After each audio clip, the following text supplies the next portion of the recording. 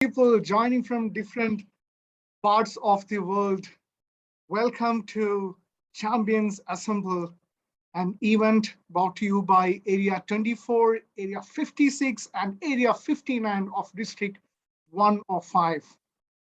It's a Toastmaster event, so let me begin with mentioning the mission of Toastmasters. We empower individuals to become more effective communicators and leaders. So we're going to have a star-studded evening in Dubai. It's 6 p.m. in Dubai. So we welcome everyone on board. Thank you so much for joining. Right. We are joined in an online platform, so we have to follow a few etiquettes. Keep your audio muted always unless you are asked to speak. You can remain with your video on. We would like to see your beautiful faces. And of course, use the reaction button to express your joy, happiness, wonder. All right. We record this session, and in this part of the region, we observe taboo topics that are religion, sex, and politics. We also refrain from talking or mentioning about that topic. Right. And without further ado, let me introduce another person over here. To take this even further, we have Area 24 Director of Division L, District 105, a person, cheerful person, happy.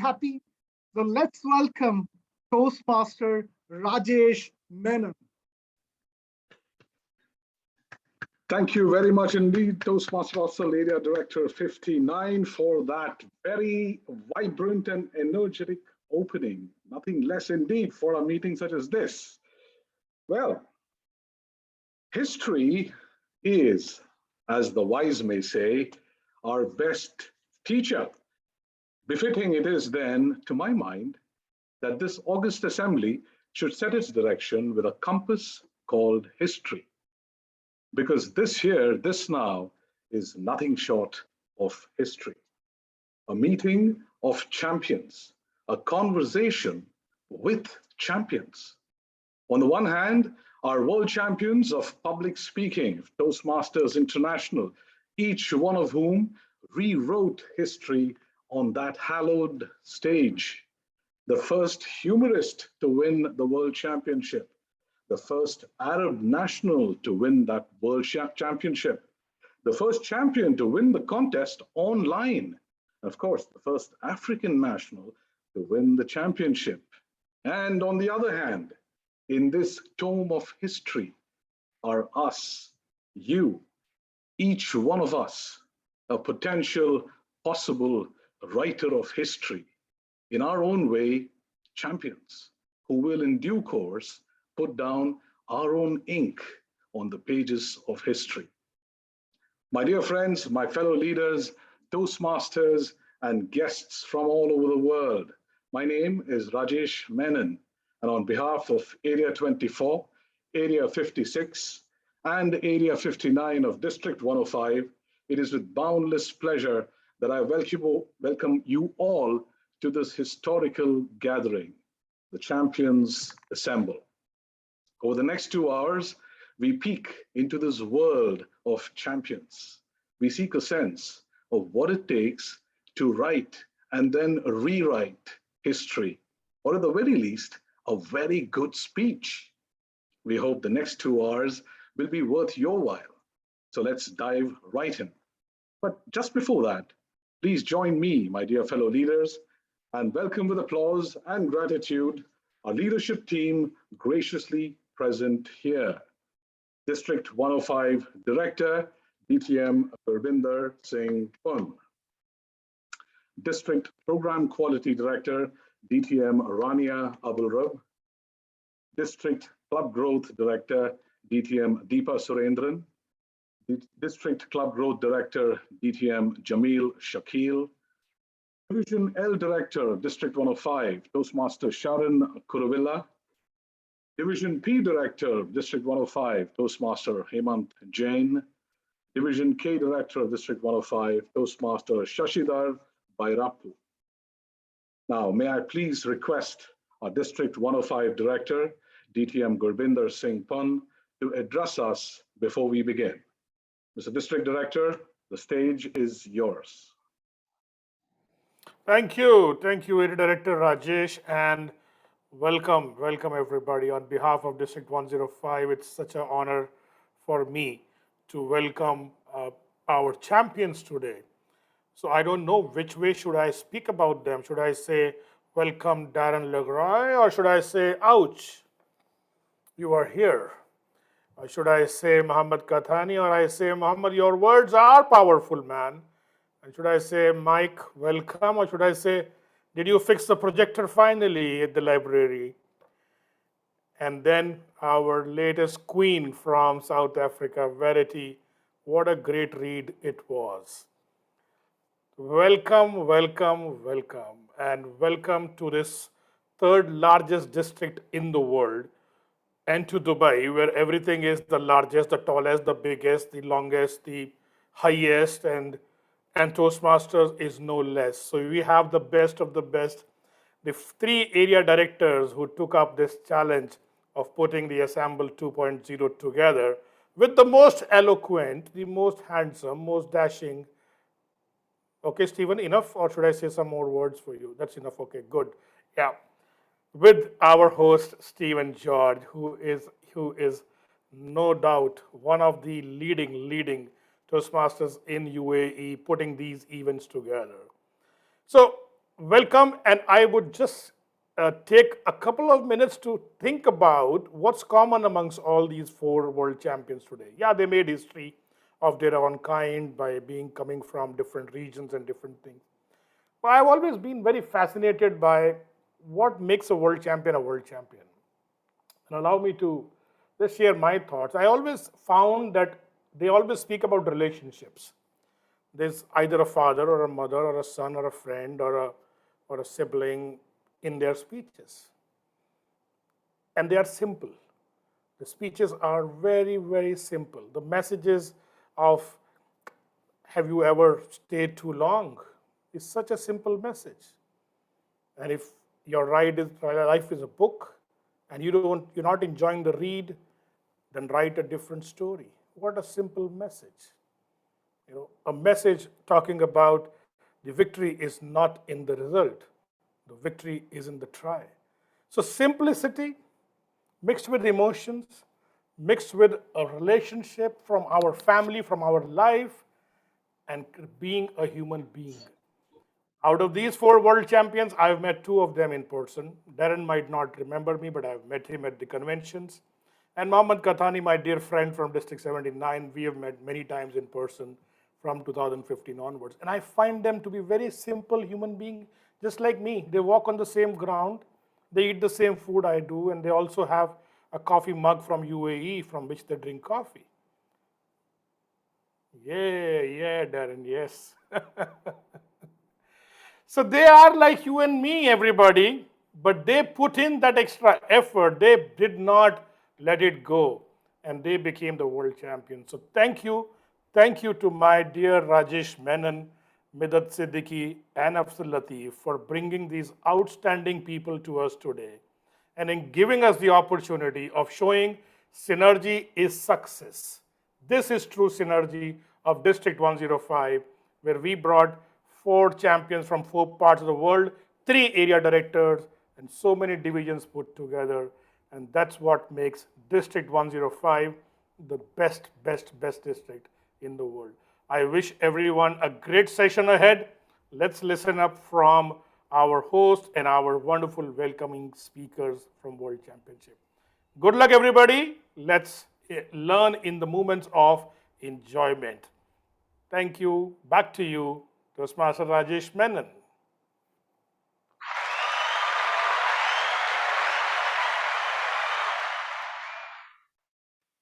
Thank you very much indeed, District Director DTM Gurbinder. And let's now then, as I said before, dive right in. Now, the man who's going to grace the stage immediately after me needs no introduction. He's already been introduced. That makes that a habit. People start introducing him right before he enters the room.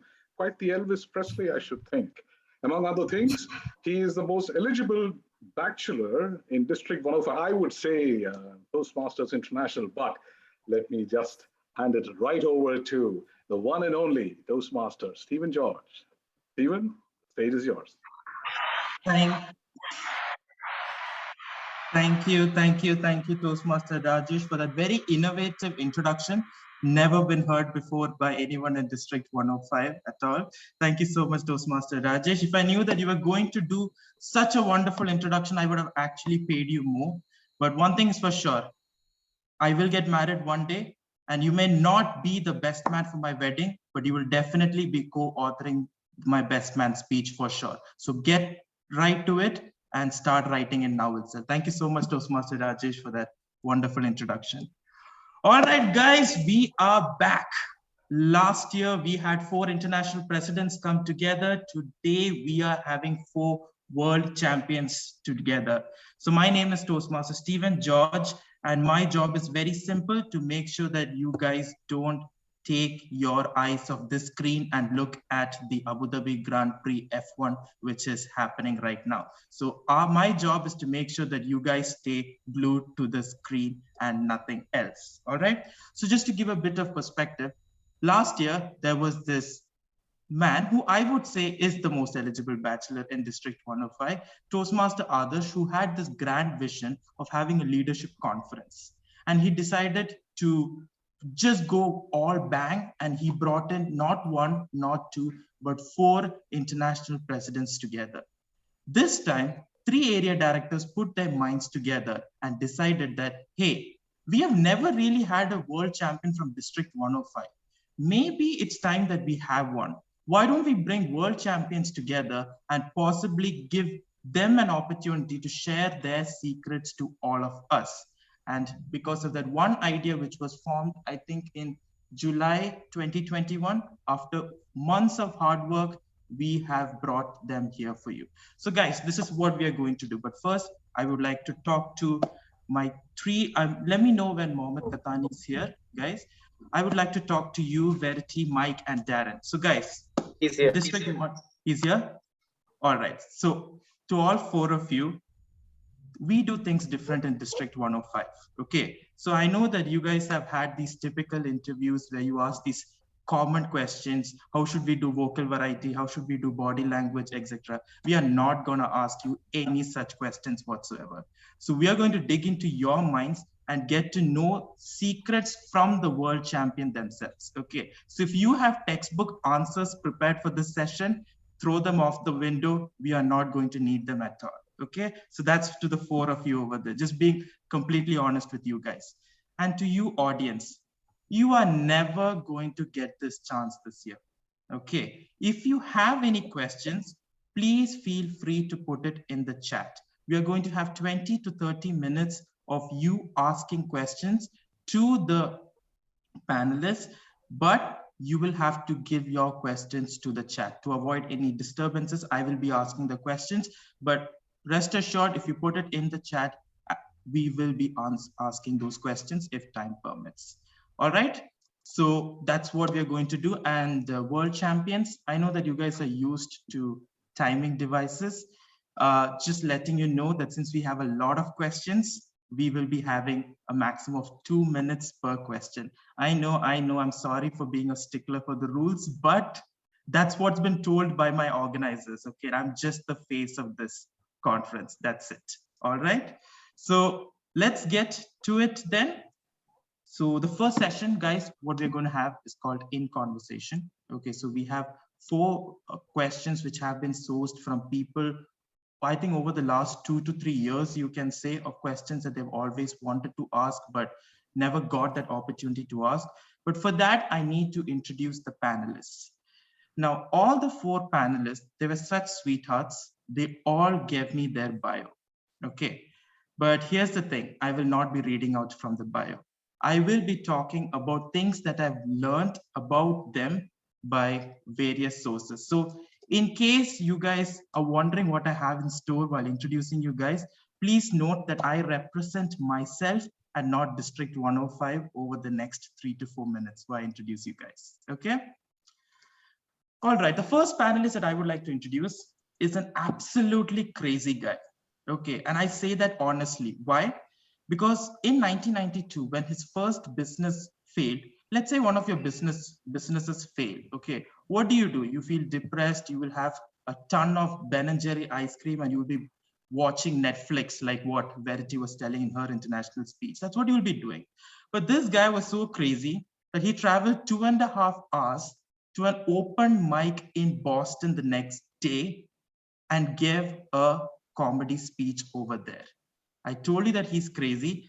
And not only that, he says that he doesn't have a funny bone in his body. He kind of proved it that day because according to him, he bombed that day. But here's the thing, he did not give up. 15 years later, he competed against around 25,000 people from over 14 countries, and he became the 2001 world champion of public speaking. Ladies and gentlemen, he's the only world champion who is also a certified speaking professional and an accredited speaker. He's an inspiring mentor, a world-class coach, a passionate podcast host, and you can see it from his screen right now. This guy knows how to set things up and how to speak. Please put your hands together to welcome to the 2001 World Champion of Public Speaking, Toastmaster Darren LaCroix. Darren, the stage is yours. All right. Watch this video and be aware of your feelings, because I'm going to ask a question. So watch this video and be aware of your own personal feelings.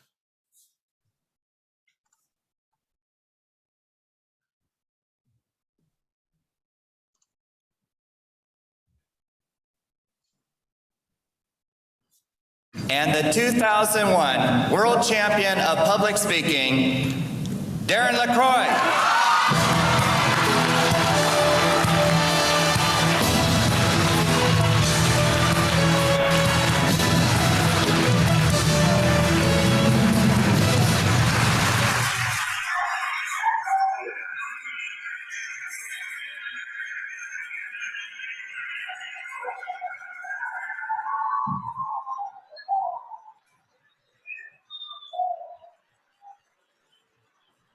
Dean Darren, your subjects would like to hear a few words from you.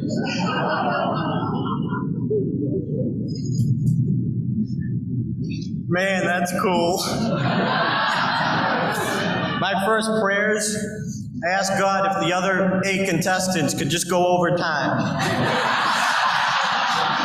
That's all I wanted. Again, thank you to my district, Dave McElhaney, of course, the great, the one and only, the genius of speaking, Mark Brown, David Brooks, Ed Tate. The champions are so gracious, giving me wisdom and advice, and I knew I would work hard, but they helped keep me on the right track. Just one more little thing. Did anyone else ever cry during this thing? Am I the first one?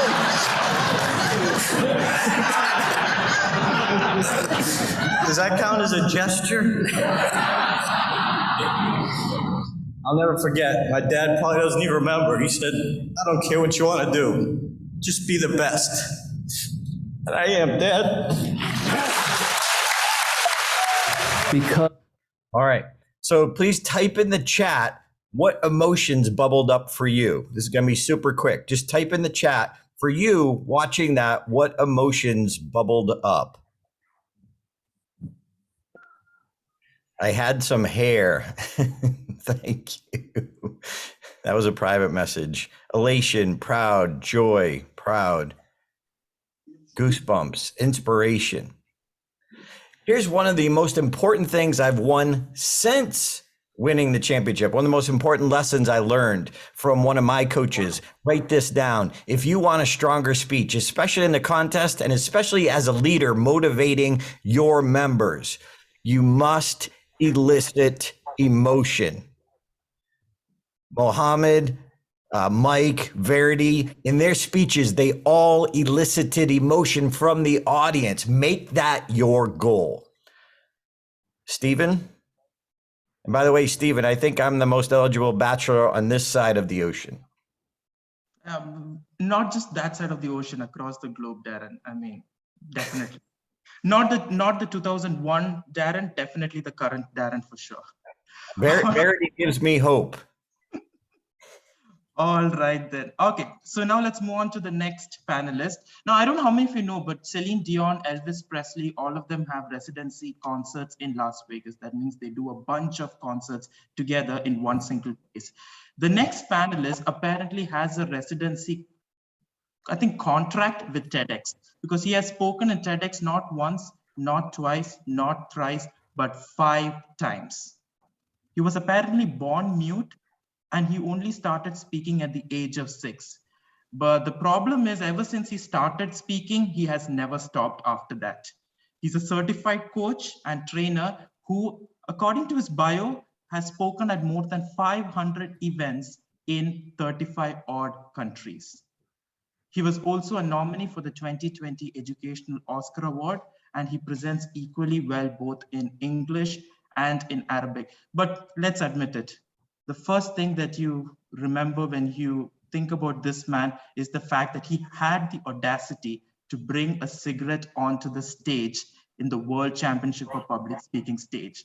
So please put your hands together to welcome the 2015 World Public Speaking Toastmaster Mohammed Qahtani.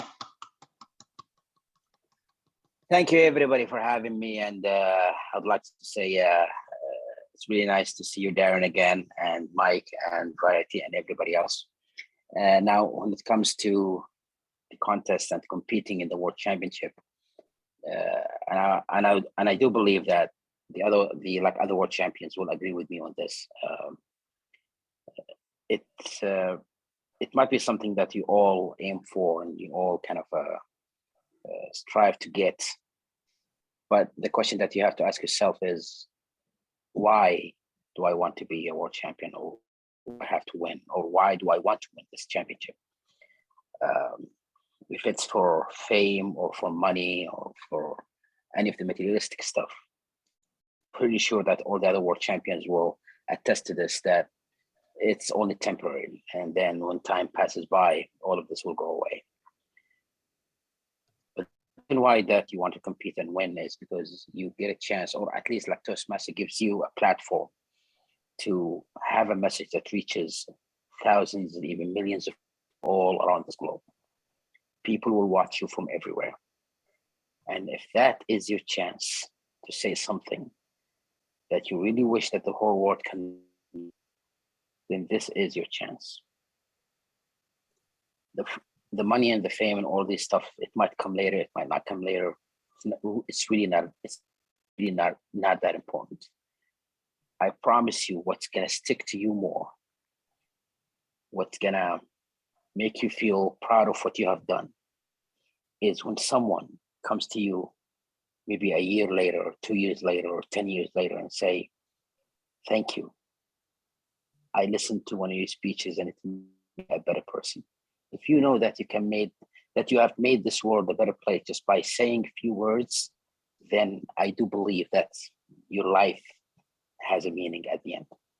Thank you so much for listening. Thank you too. I think we should just end the show now. I think we've received enough wisdom for this show. I think everyone, all the 112 people have already written notes down from after speaking to these two guys. But thank you so much, DT Mohammed Qahtani, for that.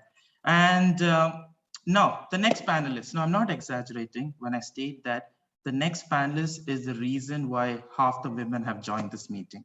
I mean, apart from his good looks, where he can actually be a stunt double for Hugh Jackman, he's a man who has done it all. And now I'm just going to read, because I possibly can't by heart everything that this man has done. He has worked for the US Senate. He's a senior leader in multiple investment banks. He has started multiple businesses and is in the board of directors of even more. He has given keynote addresses in large corporations such as Merrill Lynch, UBS, and Hewlett-Packard. And he's a father of 8 children. And oh yeah, I forgot to mention, amidst all of that, he's also a world champion of public speaking. I don't know how he does it all. It's like he's in a Marvel Cinematic Universe where he's in multiple parallel universes at the same time. But nope, he has done it all in this life itself. Please put your hands together to welcome the 2020 World Champion of Public Speaking, Toastmaster Mike Carr. Oh, thank you very much. And Stephen, when you started like that, I thought, oh no, they've invited someone else and I accidentally joined the wrong meeting. My wife will be really excited to hear somebody compare me to Hugh Jackman. That's amazing. I'm sure that I'm not the only one who will believe that. I'm pretty sure that others will as well. But thank you so much, Mike, for joining us. And last but not the least, our final panelist is a dreamer. Now, way back in 2005, this panelist started her journey as the first South African musician who had the foresight to crowdfund her own album. And here's the catch. Okay, crowdfunding an album has been done before. Crowdfunding a movies have been done before. She crowdfunded her album even before she recorded one single song. That's the amount of faith that she has in her abilities. And 15 years later, she became the first woman from Africa to be awarded the title of World Champion of Public Speaking. Now, one thing about this panelist is, if you type her name on YouTube, I can assure you that if you want to watch her videos, it will be definitely good finger exercise, because she has like 15 to 20 different videos of her speaking. After listening to her speak, I was like, I have to stop after watching 2 or 3 videos, because then I won't have content to introduce the other panelists. That's the amount of videos and knowledge that she has to share. She's a TEDx speaker with a degree in psychology, an accredited De Bono 6 Thinking Hats facilitator, and an advocate for positive psychology. We know her because she spoke to us all last year how to improve our lives by writing a different story. Ladies and gentlemen, please put your hands together to welcome the current world champion of public speaking, Toastmaster Verity Price. Wow, thank you. What a beautiful, beautiful welcome, and so amazing to be here. And maybe what I want to just add to your beautiful introduction is I crowdfunded an album 15 years ago. I can tell you I crowdsourced a winning speech this year. It was only through visiting more than 40 clubs in 16 countries on 5 continents, receiving feedback from more than 200 Toastmasters, that I was able to refine and revise and rehearse and rewrite my speech a great read. So this has been my journey in realizing that alone I can't, together I can. And working with our Toastmasters community, we can write much better speeches than we can write on our own. So it's just such a pleasure to be here, and I'm so thrilled to be part of this amazing panel. So thank you. Thank you so much, Toastmaster Verity. And so guys, let's start off immediately, because apparently I've got a note from the organizers saying that the introductions were way too long and you're cutting down on the questions time. So I'm just going to get straight to it. Okay. So guys, similar to contest, okay, we're just restricting the answers to 2 minutes because we want to put in as many questions as we can. And what we are going to do is we'll do it in typical round robin style, where I will first go to Verity, then Mike, then Qahtani, and then Darren. So anytime you guys want to pitch in, you can do so, but my only request is to make it as short as possible. Okay, so let's go to Toastmaster Verity. This is the first question that we got about you. It sounds like a cliche interview question, but we got it 2 or 3 times, so we have to ask you this. What made you aspire to become a world champion, and how has life actually changed after becoming the world champion of public speaking?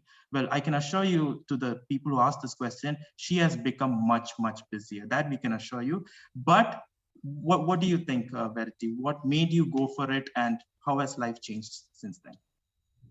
So this wasn't my first time entering. I'd entered twice before. And to be honest, I developed the story that I wasn't the kind of Toastmaster who would ever win the world championships. I didn't think I had the speaking style that would do well in this contest. So I didn't enter for 6 years. And what made me enter this year was I wrote a speech about my mum in November last year. And when I was delivering it at club, I just had a feeling. It was like, this is a contest speech. And shortly after having had that feeling, I heard, and the 2021 world champion is Verity Price. I was like, what? Where did that come from? But there was this, I call it a positive premonition. And so I leant into it and I gave the contest everything I had. And to speak to what Mohammed said, I had a message I wanted to share with the world. I didn't know what a second speech would be. I had no idea a great read was in me and that it would come out. But the speech about my mom and leaving the world better than I find it gave me the courage and the confidence to go into this contest and give it my all. And thank you, Verity. What about how has life changed after becoming the world champion? Luckily, Mike Carr spoke to me the day after it and warned me how it was going to change. And Darren also reached out. It's been a roller coaster. I've had to give up a lot of my weekends to spend time with my Toastmasters family, which I'm loving. I'm not sure if my husband and my son agree, but it's been this amazing roller coaster. My business has exploded. And it's made me have to dig deep. And maybe the thing that I can share is that these trophies come with a weight. They come with a responsibility because you don't just win for yourself. I think the win inspires everyone who's aspiring to this, to want to know how to go on this journey. And I hadn't anticipated that weight of what it means to be a champion because I'd never won something before. So I'm learning how to be a champion. It's certainly not what you are practicing for when you're working on your speeches.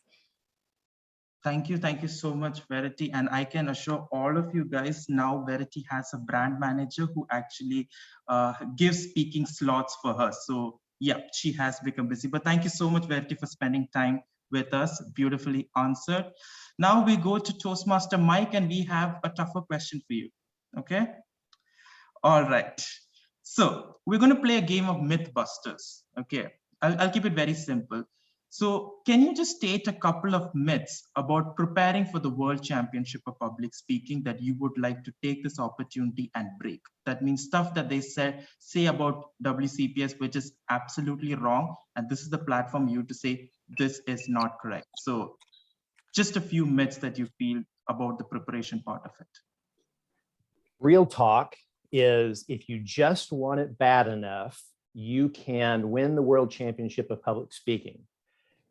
If you are one of those who does not have confidence that you can progress in the contest, then I have good news for you.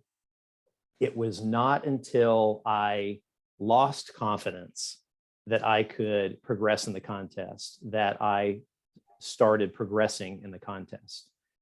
I could not agree more with what Mohammed said at the beginning.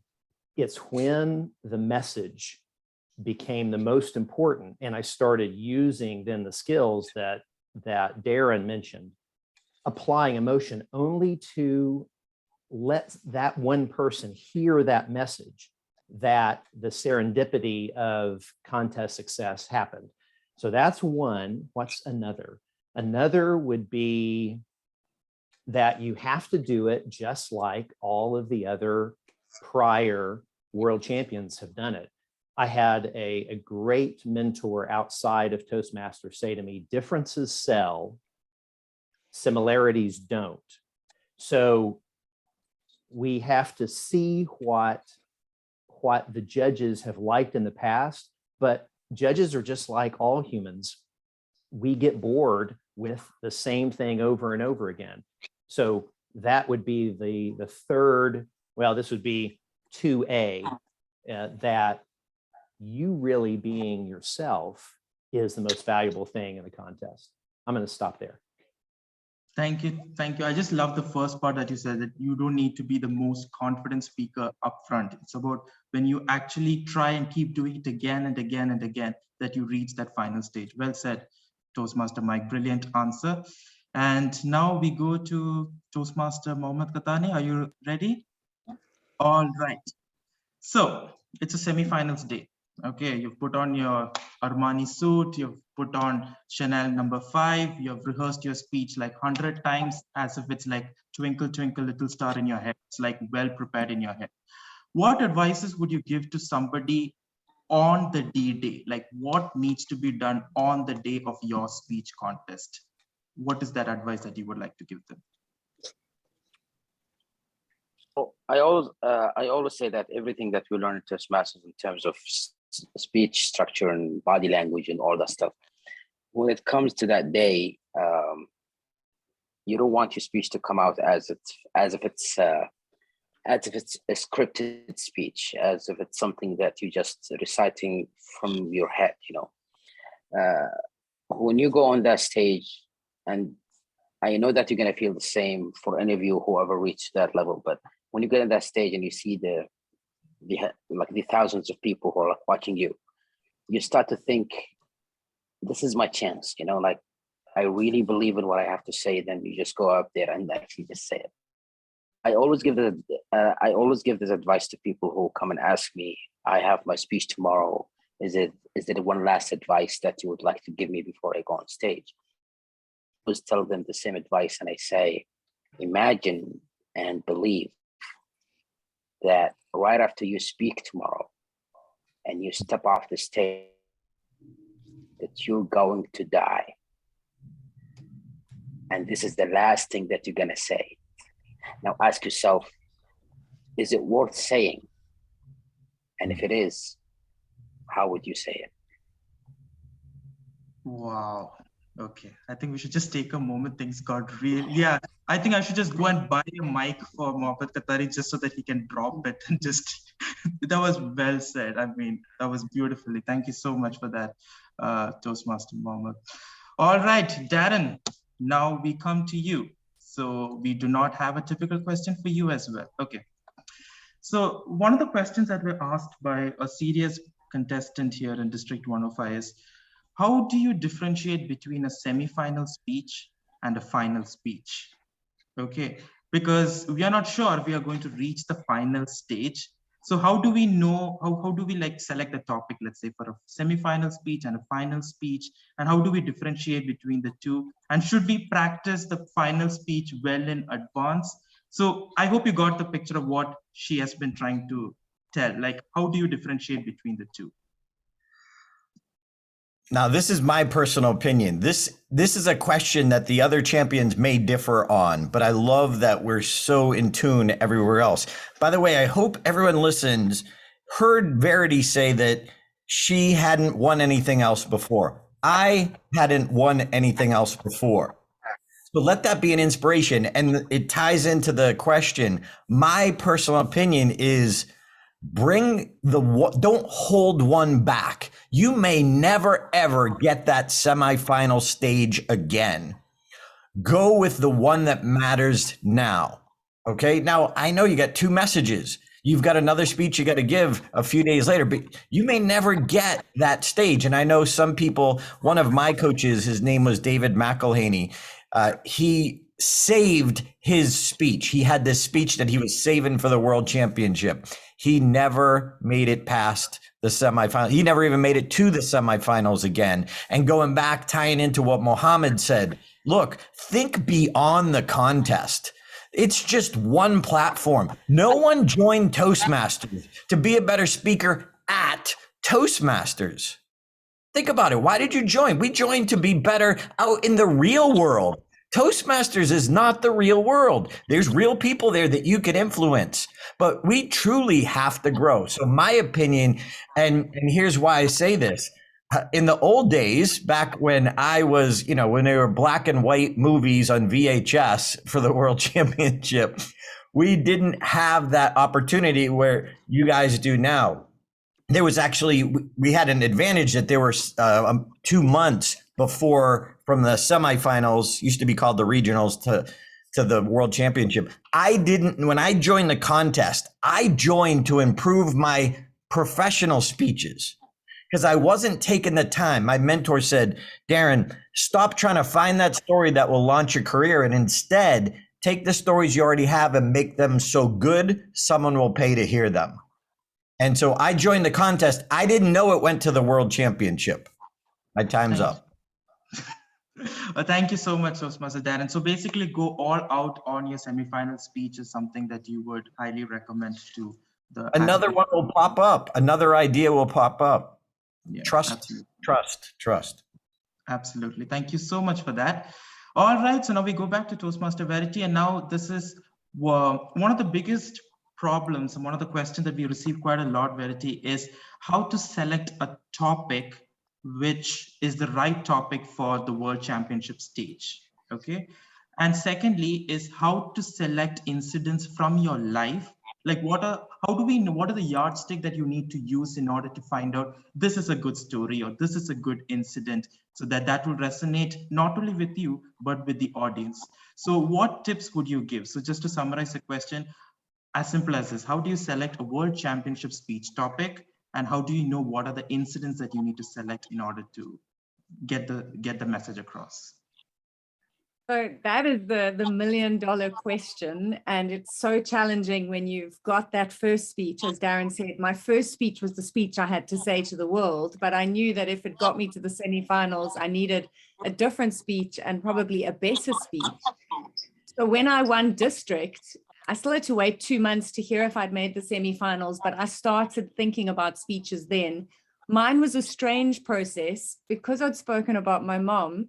I made a decision that my final speech would be about my dad, but I didn't know what.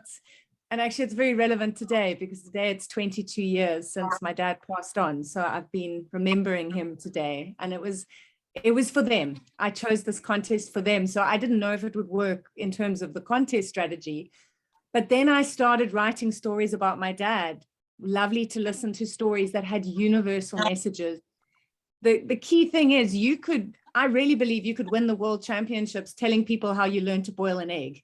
If you did it in an amazing, engaging way, and there was a message that everyone could take home and would change their lives, you could literally speak about how to boil an egg and the lesson you learned from it. So it doesn't have to be profound, but it has to be something that is important to you. I wrote 3 different speeches before I landed on a great read.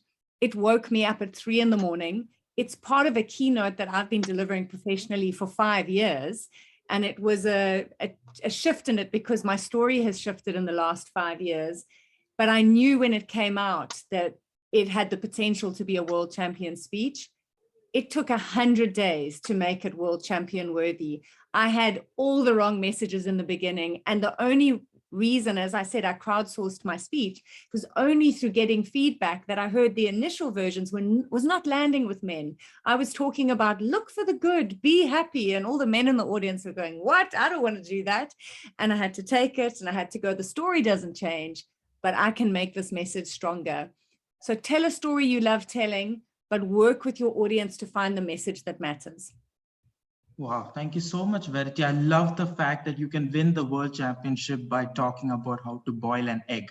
I think somebody in this audience should take that and take it up as a challenge and at least try it at a club level or at an area level. So thank you so much, Toastmaster Verity. Find a story which really resonates with you. But the most important part of what you said is you crowdsourced your speech. So you got feedback from multiple people and you found out what exactly works. So that's the key right there. So thank you so much for that. Toastmaster Mike, I was watching your World Championship event. It was the first time that things went online. And I remember I was watching it with 3 other people. And the moment you did that, your head popping out from the side, people just fell in love with you then and there. Now, that was very innovative. You did that. Absolutely beautiful, Mike. But my question to you is something related to that. If let's say that you are delivering an online speech and if the World Championship is online, what are some of the tips? And we don't want the normal, the lighting, what are some of we want the golden secrets from you yourself as to how to make a perfect World Championship online speech. Well, thank you. Thank you for the question. The first secret is there is no perfect online speech. And if we try to grab perfection, it's like trying to grab air. We just cannot get it. And so the very best second thing, and I would say the most realistic, highest goal we can have is to experiment, experiment, experiment. I'll go back to what you originally said. I was planning the morning of the contest to start my speech right here, my final speech. And I was nervous and I was jumping around. I was trying to get energy and I was trying to work all that out. And I started looking at this box that is right here. And I started saying, what does this look like? Oh, what if I'm over here? And I jumped down here. I thought, I look like a little kid. And then it just hit me. I start this speech as a sixth grader. What if I just started right here? And that was the morning of the contest. And it was only because I was experimenting with stupid stuff, nothing perfect, very imperfect. I think originally it was Darren on his interview that drew this out, that I heard myself say that experimentation creates epiphany, or it brings epiphany. And it's really true. If we're not afraid to try stuff, this whole doing this was completely out of trying other things, to think I'm boring myself when I watch the speech with the sound off, standing right here. So what else could I do? I actually tried to figure out if I could hang from the ceiling, which I couldn't. But something like this was just an experiment, and it happened to work. Thank you so much, Mike. I think we are getting these brilliant ideas how to boil an egg. Maybe you should, do some hang from the ceiling upside down. I mean, these are wonderful ideas. These are the ideas which I am getting that you should definitely. But just to summarize, Mike, I mean, we should learn to experiment a bit more. But I love the first sentence that you said. There is no such thing as a perfect online speech. So you have to keep experimenting. And even on the morning, if you have an epiphany, just go for it. Thank you so much, Mike, for that wonderful answer. Now I move on to Toastmaster Mohammed Qahtani. This is going to be a very interesting question for you. Okay, so it's been worded very carefully, but this is how we got it. Imagine you've delivered your best speech. Okay, the crowd thinks that you have won, but unfortunately, the judges did not vote you as the best speaker in the contest. How do you handle such frustrations in life? And you must have gone through that, definitely. So how do you handle such scenarios? I think you're on mute. I think in a contest have the same feeling. Like you give it your best and you think this is the best speech ever, and you're even happy with your performance on stage, but then after you're done, you don't win, you don't even place. I want you to remember that at the end of the day, judges are just people. Your speech might be loved by 100 or 200 people, but maybe 5 judges, 6 judges, and maybe preferred someone else's. And yes, you might get frustrated after that, but then I want you to go back and remember why are you in the first place. As I said, Toastmaster gives you a platform that you can speak to. Like every level of the contest, you speak to more and more people, and more people will get to you. In fact, like one of the things that I actually hate is that as a world champion, by the rule of Toastmasters, you're not allowed to compete anymore. When I wrote some really good speeches and I'm thinking, God, like this is really good. Like I could really compete with this, but then I remember that I cannot actually just do it. So at least you guys have a chance to do that over and over again. If you don't win this year, if you don't win this year, at least some people got to listen to you. And that for me is my consolation. When somebody comes to me and said, that was an amazing speech, I really loved it and I really enjoyed it and I really learned something from it. After all, that's what's going to stick with you.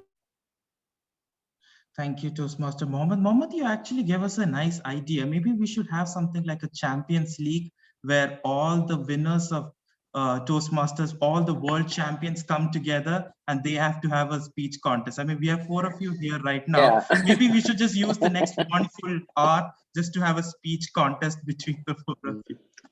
Don't worry. Verity is not shaking her head. Nope, I don't have my final speech ready. It's fine. I think we just crown Verity and move forward. More than life, yeah. All right.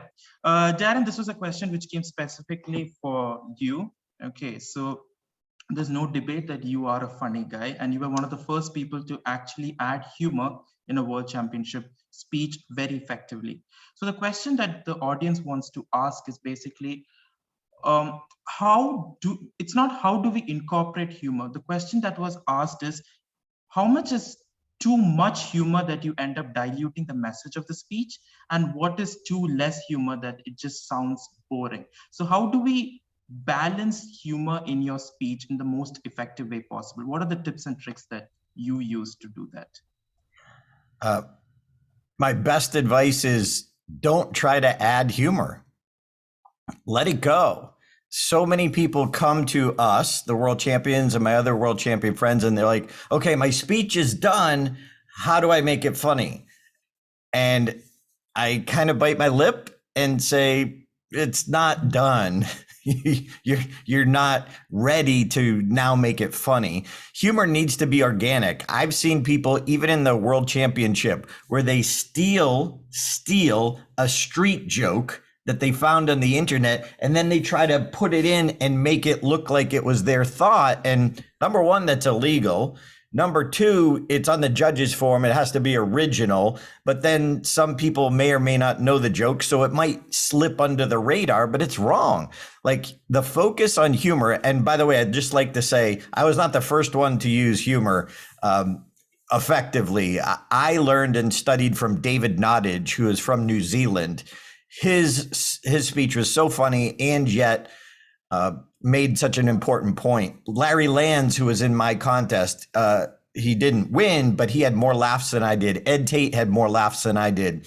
If you look at Sherry Sue, and I think it was 2018, she had more laughs than Ramona. Ramona won. Don't focus on the humor. Like, find a humor coach if you don't have one. I don't coach one-on-one, but find a humor coach.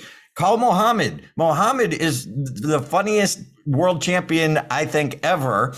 To come out on the stage with a cigarette and just say, what? Like, I was done. I was like, I love this man. He should win. I don't even care what he has to say. That took guts.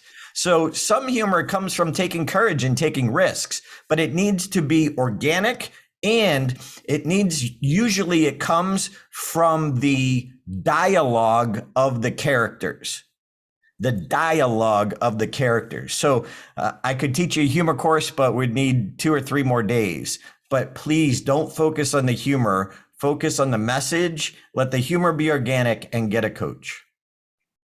And just to add to your summary, Darren, contact Mohammed Qahtani in case you are not funny at all, right? So let's just put that across there. But thank you so much, Darren, for that wonderful answer. I love the part where you said, don't try to add humor. It should happen organically. I think that's the message that the audience needs to get when it comes to humor. All right, then. So then let's now move on to, so when we organize this event to all the panelists, one point that was told to us is that they don't want just questions which are based on contests and stuff like that, because we have education sessions, workshops on how to prepare a speech and everything. So they want questions which are outside of Toastmasters as well. So Verity, the question that we have is, can you shed us some light on what are the biggest mistakes that you have made in your speaking journey, not your Toastmaster journey, but in your speaking journey, and what are the biggest learnings that you had from them that you can share with us? So your biggest mistakes and the learnings from them. Gosh. Thinking it's not often I'm stumped. I'm trying to think, because afterwards I'll think of all the mistakes I've made. I think my speaking journey has been very organic. I started speaking coming out of singing because I'd crowdfunded an album. And so the first talk I ever gave was a 10-minute talk to try and get people to buy my album. And I got a standing ovation. And it was because I was speaking from the heart and I was being authentic about the challenges I was facing. So I think my biggest learning, and the mistakes will come now, but the biggest learning I've had is that you have to show up. People connect to you as a speaker. And so I'm not the slickest speaker. I see some of the professional speakers in South Africa. They are far more professional and they're slicker than I am. They're funnier than I am. But if I stand on the stage and I speak from my heart and I'm in the moment, I connect with the audience. So the biggest mistake, actually, I made a mistake recently since winning. I was invited to speak at a school and I didn't have time to prepare. And I thought, well, you know what? I've got a few ideas, a group of 16-year-olds. What could go wrong? Let me tell you, you don't want to not prepare for 16-year-old girls all behind masks. You can't even see your audience. And I had some points I was going to cover, but they played them my world champion speech. I then had to get on the stage and I could feel myself pulling at threads.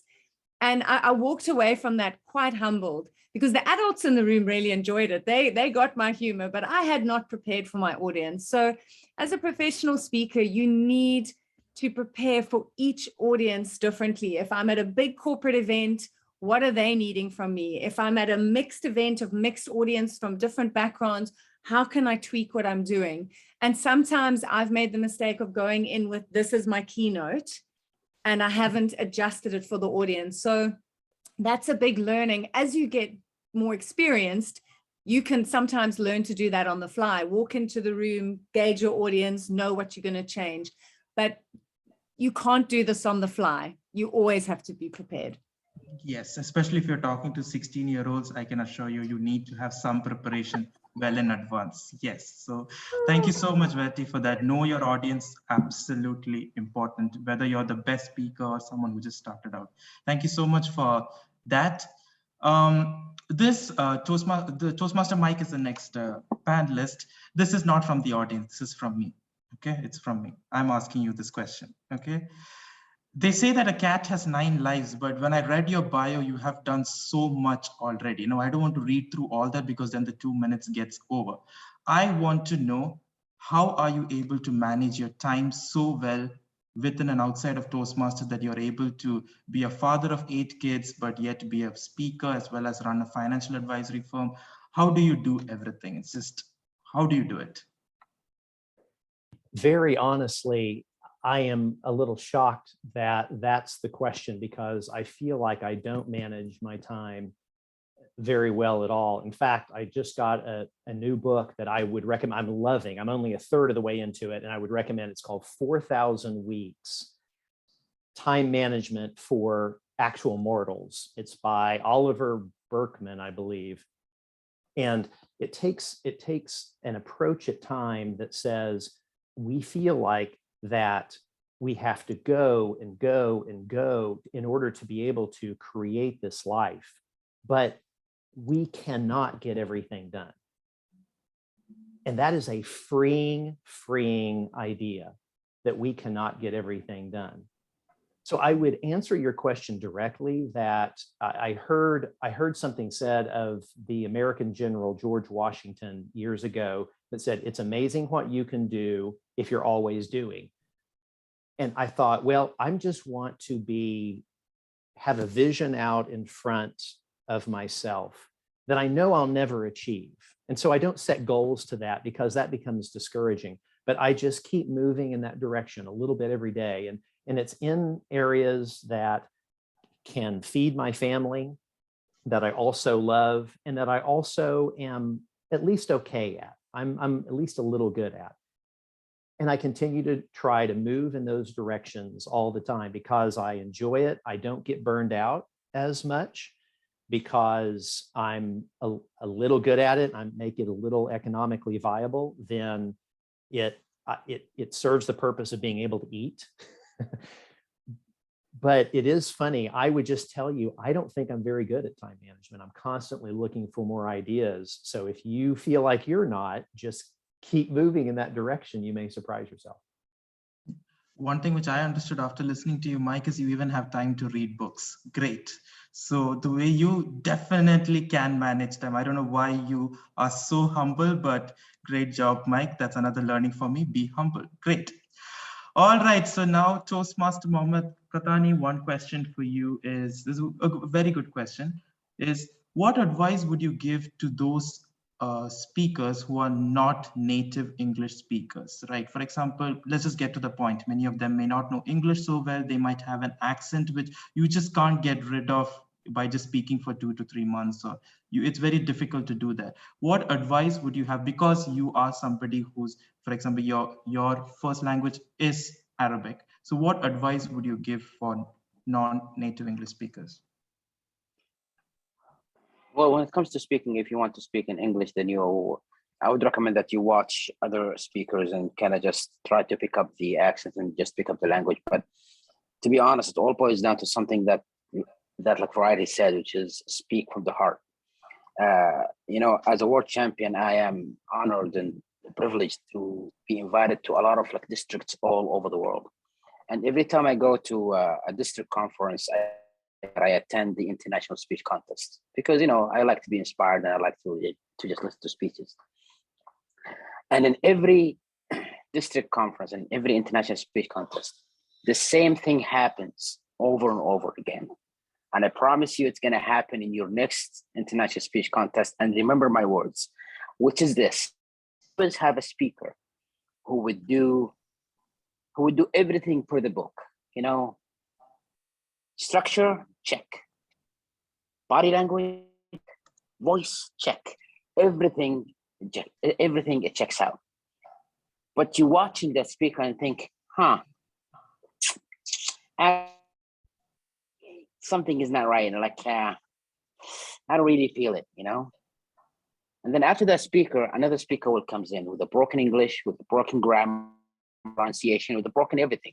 But he takes the stage and you can tell that this person speaks from the heart. He means what he says.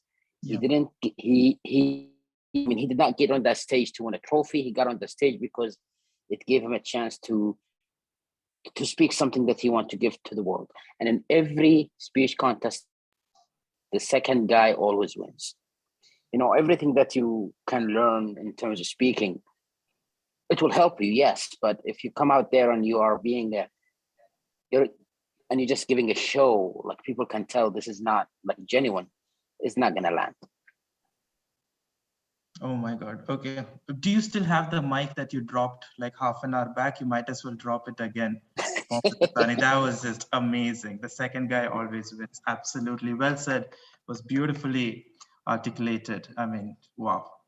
Speak from the heart. I mean, that's exactly what people should be doing as well. Before we move on to Toastmaster Darren, so after this, we're going to have a group photo, after which we are going to take audiences from the questions. So as of now, I've received 2 to 3 questions, but if you have any more questions, guys, please do direct it to me or to us, and we will be taking it up. So please use this opportunity to ask any questions that you guys may have during to speak to these amazing speakers. Darren, I love this question. Beautiful. Bring it. Yeah. How is speaking or giving keynote speeches different from giving a world championship for public speaking speech? Like, the point is, how different is it? Like, do you still do the whole, okay, 10 points for appearance, 30 points for content? Meaning, do you do all of that while doing a keynote speech, or do you actually do anything which is different? Because we have seen your keynote speeches as well, so it's quite different. But what advice would you give between giving a keynote speech and a world championship speech? It's cool to have more than 7 minutes. I'll say that.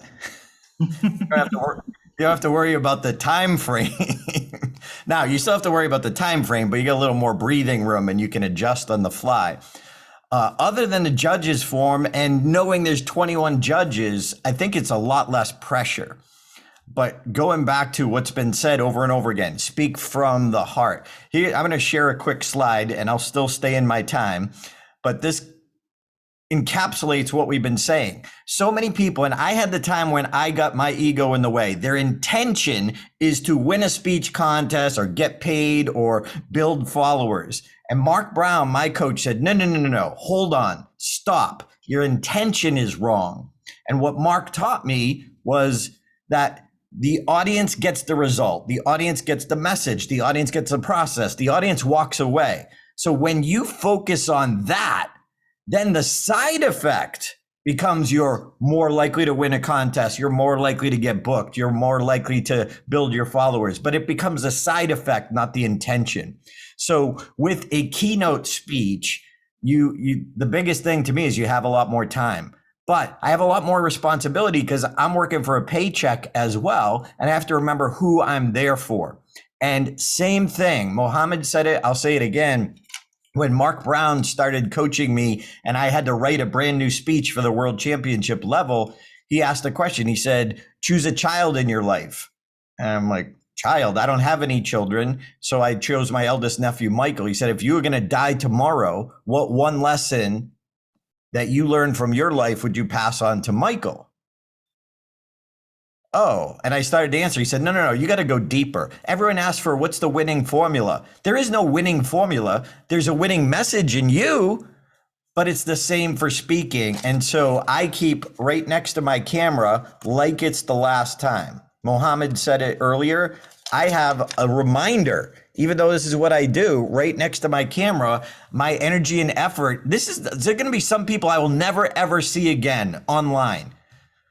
Am I bringing my energy to help them? Am I answering the question to help them? So I honestly don't prepare much differently. There's less pressure and more time. Stephen? Thank you, Toastmaster. I just feel like you should just host the entire show, Darren. You should just keep talking the way you're able to build energy up, even in the beginning with the music and everything. Great job. But I absolutely love the fact you actually have a poster saying like it's the last time. I think that is the whole point. That reminder. We need the reminder, even us. So there's no winning formula, but there is a winning message. So brilliantly said. Thank you so much, Darren. And with that, it's 7-6. And if I go overboard, the organizers are going to kick me out and actually make Darren the host of this evening. So let's move on to the next part of the stage. I'm not thanking you panelists yet because we're going to come back to you guys. Okay, so I'll keep my thanks towards the end. Now we'll have the group photo, ladies and gentlemen. So can I request all of you to please put on a suit?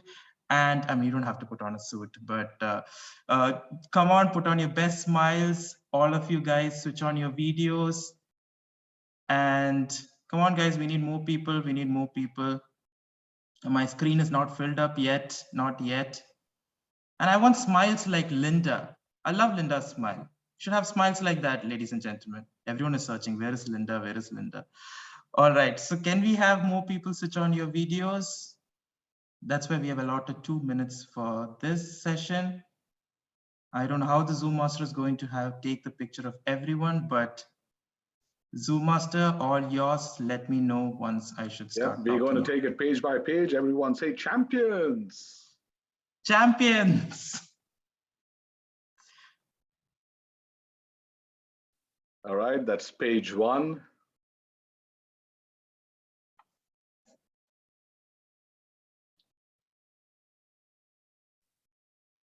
I think we're getting page 2 now. We have 3 pages of participants. Good Lord. Thank you so much. And page 3. Just hold a second. 3 pages.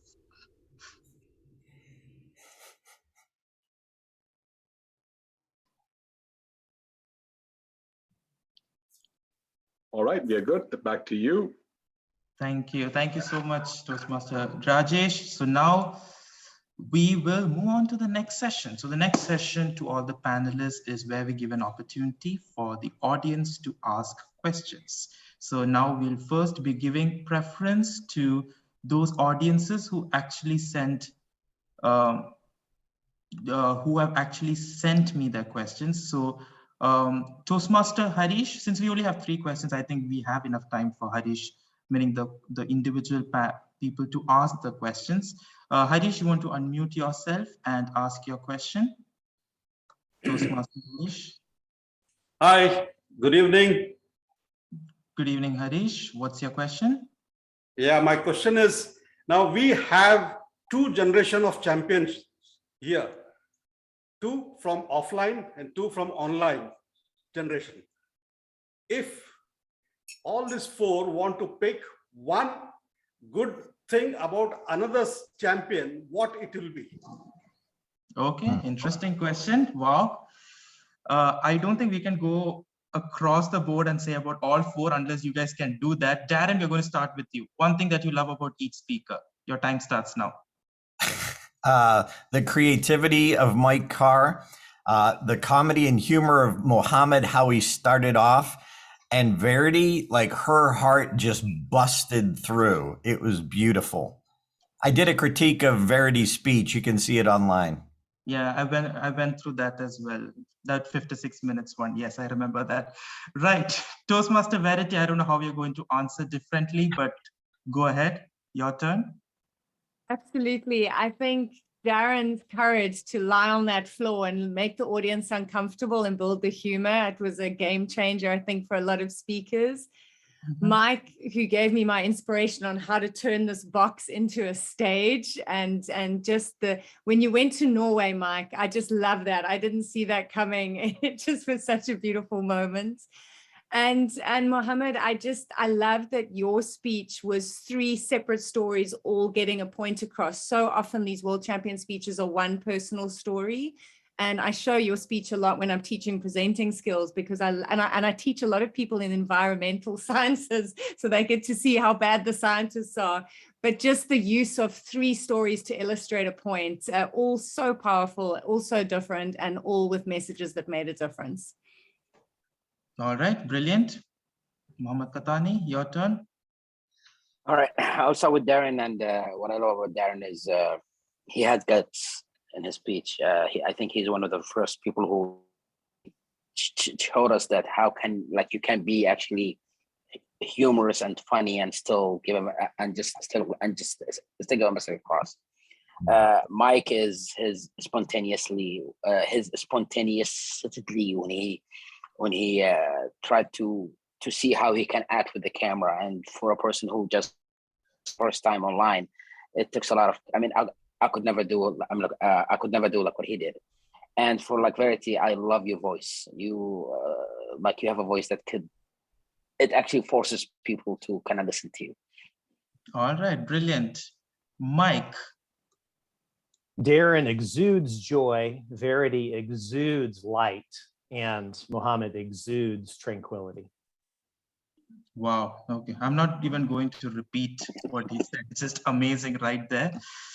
Wow. A lot of truth bombs over here. Well said. Well said, Toastmaster Mike. All right. So next question I will be asking. There we go. I have somebody who is PQD, Rodriguez. Okay. Okay. This is interesting. Very quickly to the world champions. What is your favorite movie? Which is your favorite movie? I thought they would ask world championship questions, but this is like even better. Darren, your favorite movie? Great question. I have the movie poster on my wall over here, and it's a movie called Rudy, R-U-D-Y, and it's an inspiring story, and it's actually tied into my speech because that came out in 1993. I started stand-up comedy in 1992, and it was so inspiring. It kept me going when everybody in my world and life said, "You're crazy, you're stupid, that's not for you." I could relate emotionally to that character, and it truly kept me going when everything around me said, "You'll never be funny. You'll never be a Mohammed Qahtani, never."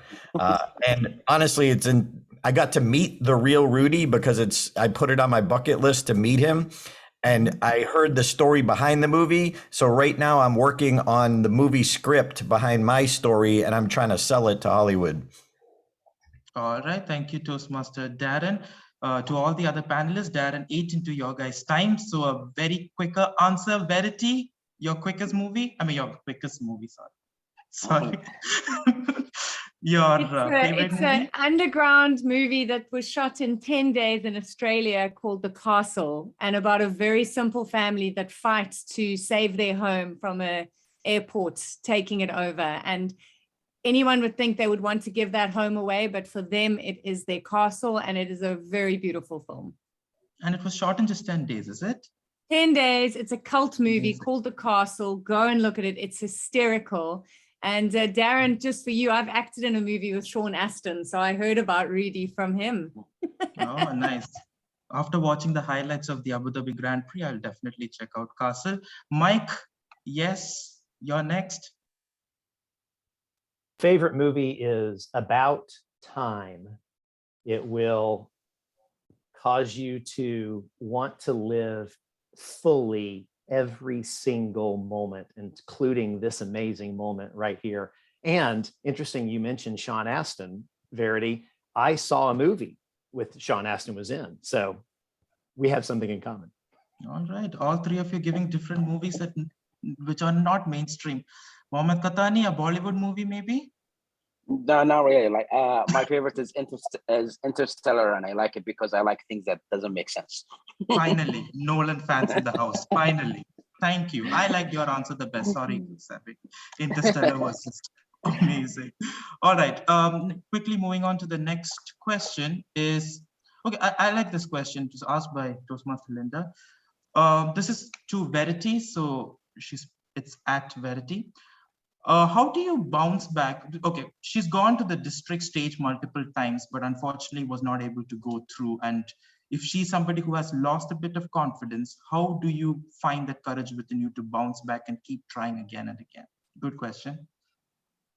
Well, it's a great question. And I don't know if I'm the best person to ask, because as I said, I came third in division in 2015, and then I didn't enter for 6 years because I kept telling myself I didn't have what it took to win this contest. But I think, and actually earlier when Mohammed was asked about what do you do when you lose and you think you should have won, I had that happen to me in 2012 in the humor contest. There was a 3-way tiebreakers judge in our club contest. And so I came third. And I just went and joined another club, and I went to come second in my district. So sometimes you have to back yourself. It was crazy, but a few people said that was a great speech. Don't let it die. So I think the confidence is a journey, but it does come back to, and what Darren was talking about, the intentions. Keep finding that message that you want to give. It's not about winning a contest. And the speech I came third with at division has gone on to be one of my biggest keynotes. It's a workshop that actually paid for my entire wedding. So you've got to think bigger than Toastmasters. So really just keep writing speeches. But if you have to take some time out, I'm proof that that's also all right. You will get on the stage and go where you meant to, when you meant to. All right, brilliant. I mean, I love the fact that you need to get the message across. That's the most important thing rather than winning the contest. Brilliantly said, Verity. All right, so now we have a question from Rafael. I'll just read it out to you. I think I will have Darren answer this. I don't know why I think Darren would be the right one to answer this. You have won the World Championship. Do you feel that you can improve your public speaking skills in the future? If yes, what do you do in order to do that? Absolutely. And I get asked about my championship speech, if I would do it again. I'm like, no, that's a moment in time. And going back to the connection is where the perfection is. There's no perfect speech. I could never redo that connection because of who I was. But number one, I would get a coach, and I've done that. I've gotten a coach. So I am not done growing. All right. Okay, fine. Follow-up question to what Rafael said, like, what do you do in order to improve your public speaking skills even more after this? To me? Yep. I would get a coach and still work and go deeper. But coaches are like superheroes, like the Avengers. Even world-class coaches, they each have their own niche. Yeah. So like when I was working on my script and my story, I went to a guy who's a Hollywood script writer for script consultant for Will Smith. So Will Smith runs his scripts by him. His name is Michael Hauge, Hauge. But yeah, you got to find a coach, in my opinion. All right, brilliant. Thank you so much. I hope, Rafael, that he has answered your question. All right, so we have an interesting question, which I think I'll take Toastmaster Mike to answer this, because you kind of are the resident expert in this. For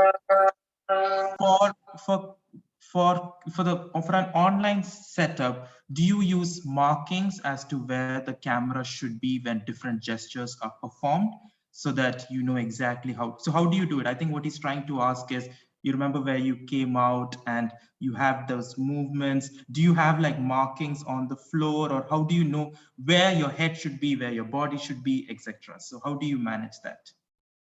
It's a really good question. I practice it with a Zoom screen. So I highlight myself, I blow it up so I'm the biggest thing on the screen, and I use my peripheral vision.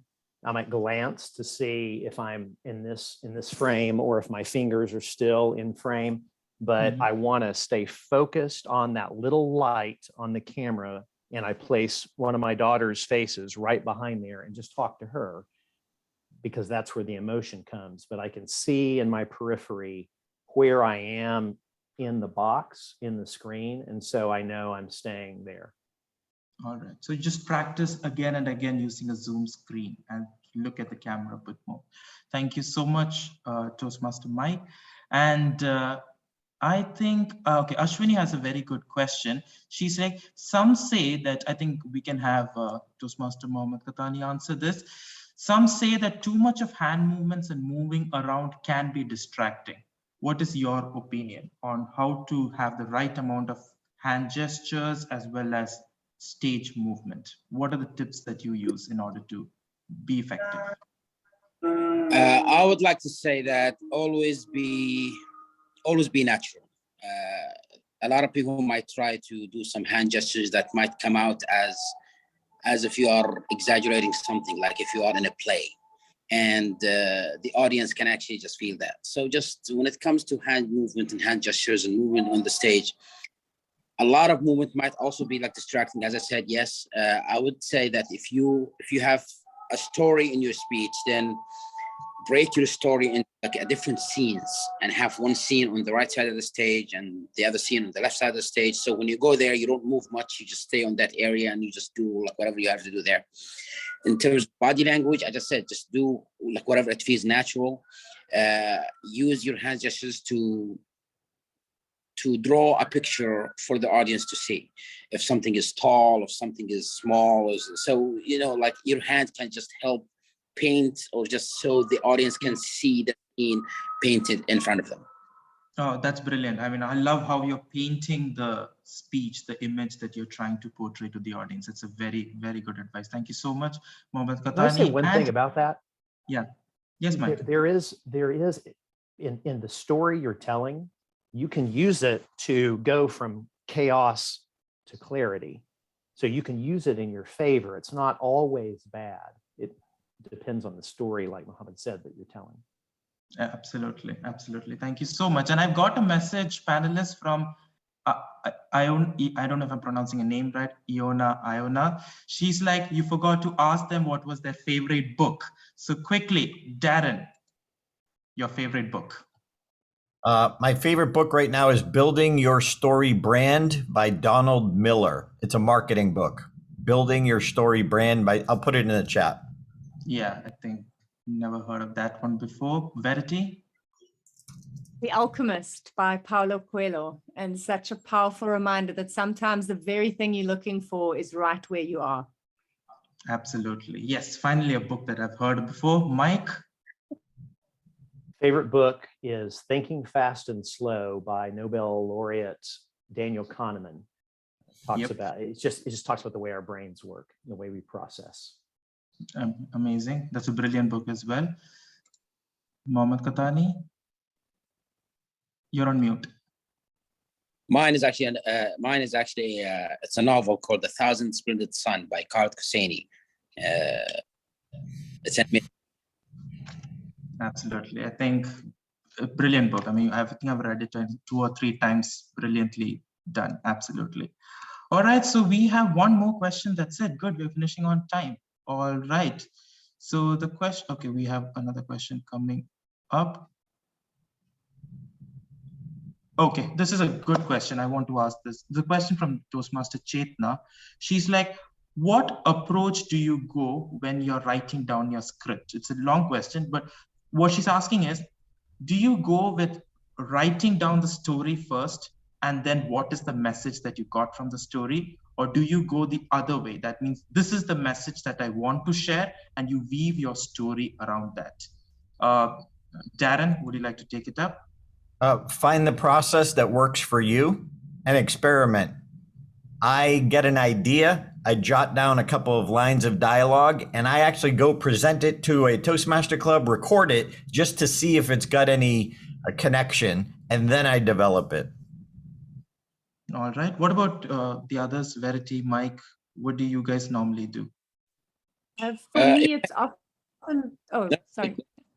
Please go, please. For me, it's often it's the story. So I work on the story, and I mean, I often know what the message is, but as I said with my World Champion speech, the message, I mean, my dad's letter actually said, work on an attitude of gratitude and polish your goals daily. But when I was working with that in the story, I was giving the audience 2 messages. So I had to let go of what he'd actually said and go, what was the message behind it? But the story was written, and the speechcraft had all been done. And then I just kept refining what was that message? So that was my process. Sometimes a story I love telling, and then I go, what is this saying? What's the gift for the audience in this? And then I make it about them. All right, the story first. All right, Mohammed Qahtani, your turn. It's more of the line of like Variety said, but I had one. I'm like one person that I was coaching, and he had a speech that has a really beautiful story, and then at the end he said, "So what could be the story out of this?" And I said, "You're asking me? I mean, you should actually know." So yes, you might want to have a story that you tell, but then ask yourself, why am I telling the story? Is it just because I want to share? Or is it because there is a lesson that you learned in that story that you want the world to actually just learn from? So don't just say, okay, I have a story, now I need to find a message that fits it. No. Why are you telling this story? There must be a reason for why you're actually just doing it. All right. Okay, great. Wonderful question, wonderful answers. I love what Darren said. Find out what works for you and do what exactly is. If you have a story and you have a message from that, brilliant. If it's the other way around, it doesn't matter. Mike, I've noticed that you unmuted. Anything you want to add? Oh, I would just say my process is actually the reverse of what Mohammed just said. So I think, different things will resonate with different people, but it always if there are stories that sit with me, that I laugh hard at, or if I feel deeply when I think about it or I hear it, it is in my life because that story taught me something. And mining that and then beginning, write it all out on a Word document. It's always too long, and then start cutting it back to where it's about 800 words, because I speak at about 114 words a minute. But starting there, writing it all out, getting it there, and mining the depths of why is that story impactful? All right, thank you so much. I hope they have answered your question, Toastmaster Chetna. All right, so we have time for only one more question. So there are 3 questions which I can't take up because we have to move on to the next segment. It's a question from Toastmaster Ram. He has asked props. I love the way he has framed this question, guys. Okay, props, yes or no? That's it. Does it help, yes or no? So I will go to Toastmaster Mike first. Props, yes or no, does it help? Yes and no. Depends on if it enhances the message you're trying to give, and you can cut other words out. All right, so it is a yes if it enhances the message. Anyone else who wishes to say something different? Darren, Verity. I just want to say that I agree. If it overrides your message or distracts, then get rid of it. Only if it makes your message stick. That's Brilliant. it. Brilliantly said. I love that. Also, actually, like I'm like one of my coaches. He actually gave me this. He said, if you can do the speech without the prop, then the prop is actually not actually. In my speech, The Power of Words, I had one scene where I do the scientist guy, and when I was rehearsing for it, I had a pair of glasses that I actually wear, and then my coach said, if you did this, it will do the same thing. So that prop. Yeah, that prop is not actually like needed. So ask yourself, can you do the speech without the prop? If yes, then don't use it. Absolutely. I think we all agree on that part. And thus we have come to 7:30 and it's the end of the audience round. So now, guys, we are going to the final segment of today. And Darren, Verity, Mohammed Qahtani, and Mike, we're going to have some fun. Okay. So how we're gonna do this is, I can see 2 people are smiling. Okay, Darren, I just don't want you to send me a mail later saying what were the questions that were asked. Okay, so this is where we have fun. One of the best segments that we had last year in President's Assemble was something called rapid fire question, where questions are just going to be shot at you. Okay, and you will have to give instant answers. You don't get time to think, like what is your favorite color? Darren just has to say blue, black immediately. But I wish the questions were that simple. It's not. So it's just trying to rack your brains out and bring out the best in you. Okay. And I hope do we need to have a voting? No, I don't want to do a voting later, but given your best performance, guys, this is something that people are going to look forward to. So I think we'll start ladies first. Toastmaster Verity, we'll start off with you. Let me just summarize. 10 questions, rapid fire. Don't think, just give out the first thought that comes inside your head. That's it. Good luck. All right. We're not Okay. responsible. All right. Right. So, Toastmaster Verity, your time starts now. The best part of being the world champion of public speaking is? You get to share a message with the world that matters. But the worst part of being that world champion is? Everyone wants something from you. True. The first thing that you did after becoming the world champion was? Screamed. I was so excited. And take a day off with my family. That's right.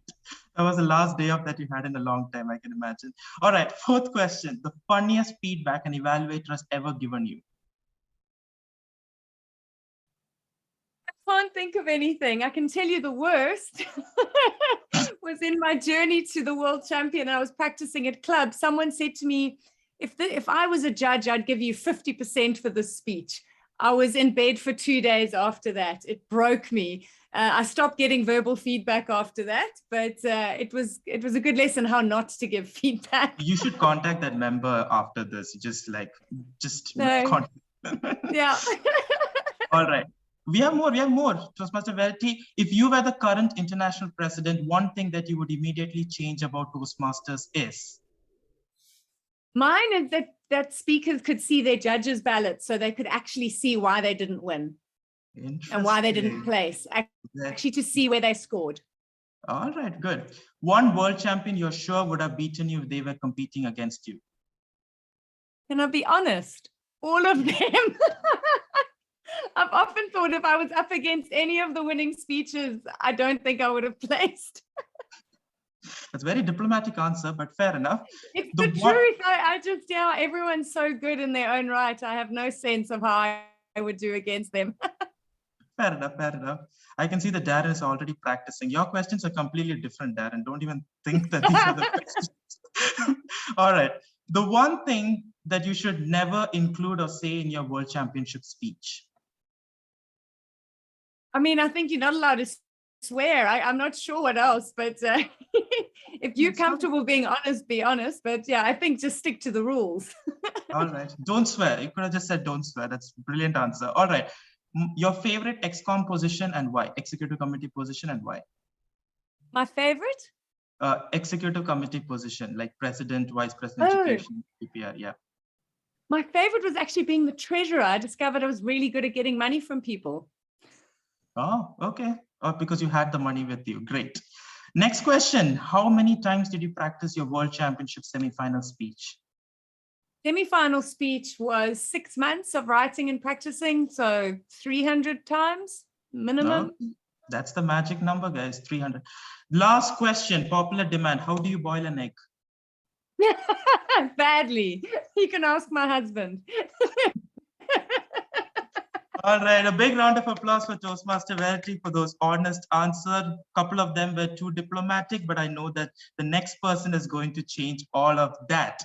So, Toastmaster Mike, are you ready? Yep. Yes, yes, and I'm scared.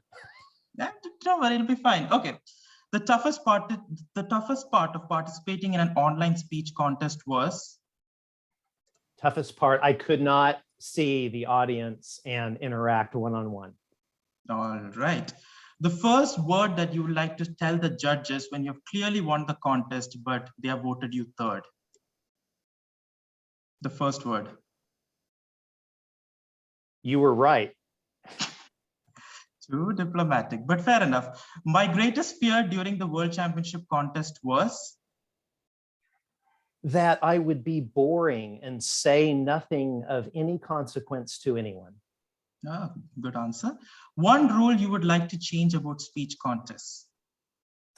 That I don't necessarily need to see how the judges scored me, but I would love to see their feedback so I could use it as a learning opportunity rather than just dead silence. All right, I think that this is quite common, and we need to send this to Daniel Rex. All right, fifth question. One world champion that you really envy and why exactly? Oh, what was his name? David Weiss. He was the very first world champion. To be the first, that's amazing. 1938. Right. Just letting you know, Mike, Darren was just hoping that you would say his name, but fair enough, no problem. Darren's a close second. Your favorite Toastmaster break time snack is? Oh, tiramisu. Nice. You get tiramisu there. Okay, we don't get much of that here in Dubai. Your favorite world champion of public speaking is and why? Now's your chance, Mike. Cavett Roberts, because he went on to win it and then started National Speakers Association to build a pathway for what's beyond, and completely talked about so much generosity in both organizations. All right, brilliant. Now this is a tough one, and I'm sorry you're the one who have to answer this, Mike, but I think you're cool enough. One thing which you have, which the other panelists don't have. We'll start off with Toastmaster Verity. Oh, one thing that I have that Verity doesn't have. A Texas Longhorns sign hanging in my house. All right, that's a good. I was wondering how you would tackle this question, but I knew you could do it. Mohammed Qahtani? I am pretty. Oh, that I have that. Oh, maybe 8 children. I got 4. And our favorite, Darren LaCroix? A house in Austin, Texas. Okay, all right. A big round of applause for that answer. We were wondering how you would be able to tackle it. Great. Okay, hey, I just want to say to everybody, if you want to see a train wreck, you just saw it. You handled it beautifully. I'm super. 9th question. The most underrated part of the audio video setup in a speech contest is what? Most underrated. It would definitely be the audio piece that gives enough room, but also gives clarity. I still haven't conquered that. As you move around. Yeah. Okay. Perfect. Last question. Popular demand question. The secret to my good looks is? Genetics, certainly, if that's at all the case. All right, thank you so much. And maybe moisturizer.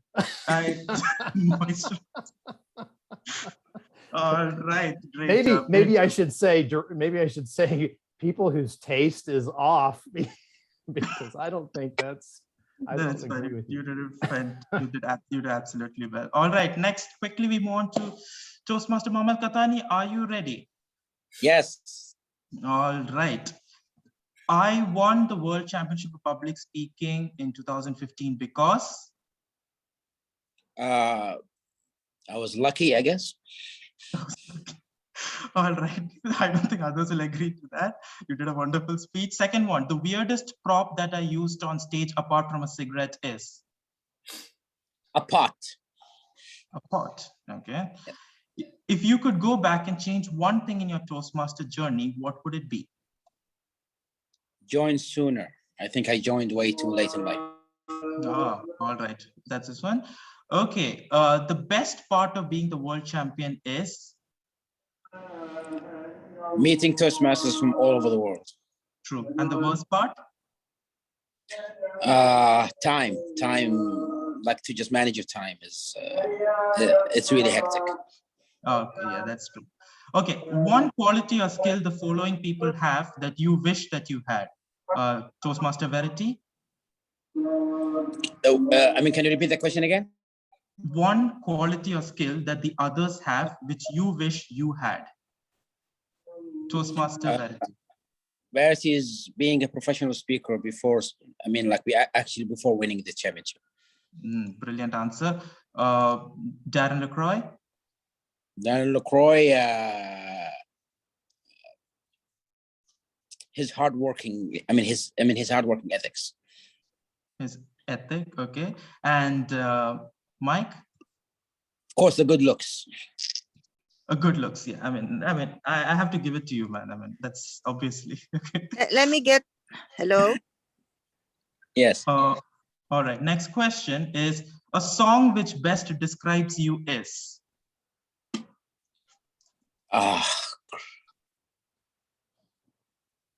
That's that big in music, so. All right, a book, a movie, or anything.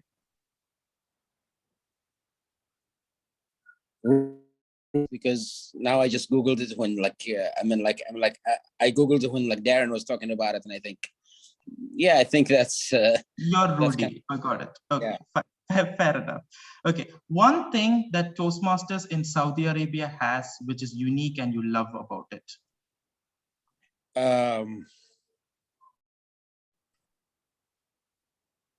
The expansion. We are expanding way too fast than I believe all the other. We are too fast. All right, Daniel Rex loves you. All right, next one. The best speech that you've ever rendered in your life is? The best speech I've ever read is a speech. He was 5. Okay, fine. One rule that you would like to change about speech contests? We should know who the judges are. Okay, good point, good point. Lastly, one word in Arabic that you would use to describe the following people. Toastmaster Mike. Ra'i. And that means? Means amazing. Amazing, okay. Toastmaster Darren. Darren, shagal. Okay, what does that mean? What does it mean? It means hardworking. Hardworking, all right. And Toastmaster Verity? Verity, muhtarif, means professional. Professional, all right. Thank you so much, Toastmaster Mohammed, for the brilliant answers. Very honest. And now, Darren, we are down to you. Are you ready to hit the ball out of the park? You know some of these questions already, so it becomes a bit more easier. And I know you were practicing, so I know that you have some of the answers ready. We'll see. Bring it on. Let's do this. All right. One advice you would like to give Verity, who just became the world champion of public speaking? Honor your family's time. Brilliant. One world champion who you honestly believe is a better speaker than you? Mark Brown. All right. The last thing that you do before you go on stage is? Ask myself 4 questions. All right. If a Hollywood movie is made... real quick, Verity's like, what are they? I was thinking the same thing. I was like, I don't have time for 4 questions. Well, just what is my intent? Will I have fun? How would I deliver this presentation if it was my last one ever? All right. Okay. 4th one. If a Hollywood movie is made about your life, who would you like to play you? Mohammed Qahtani. I know who would play Mike. Hugh Jackman for sure. We can all agree on that. Mohammed Qahtani. All right. Okay. The best decision that you ever made in Toastmasters, Darren? Getting a coach. Okay. And the worst decision? Not getting a coach way too long. Nice. My ego was in my way. All I wish for Christmas 2021 is? More paid keynote speeches. All right. The first thing that you did after becoming the world champion was? Cried, and then I went to Disneyland. Cried and went to Disneyland. Oh, okay. It was right across the street. It was in Anaheim. I was wondering the logic behind that. Thank you. Okay, well, in the United States, we have whenever a Super Bowl champion wins, the quarterback, there's always a commercial. What are you going to do now? I'm going to Disneyland. I never had the talent to even make it in the pros. So I was like, oh, this is my one chance. And it was right across the street. All right. Fair enough. Fair enough. Okay. If you could give one advice to Daniel Rex, what would it be to make Toastmasters better? That's a great question. Listen to the champions more. All right, fair enough.